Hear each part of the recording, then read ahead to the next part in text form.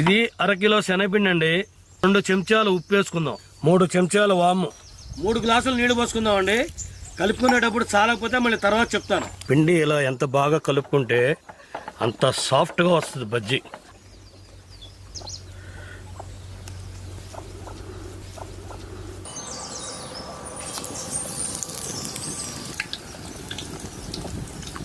ఈ విధంగా ఎర్రగా కాలిన తర్వాత తీసేసుకుందామండి. ఇది ఇలాగా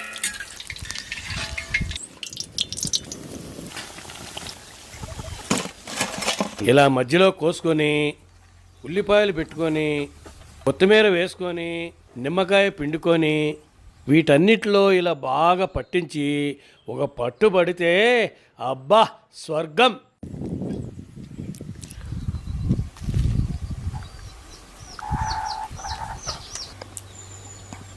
సూపర్ అండి.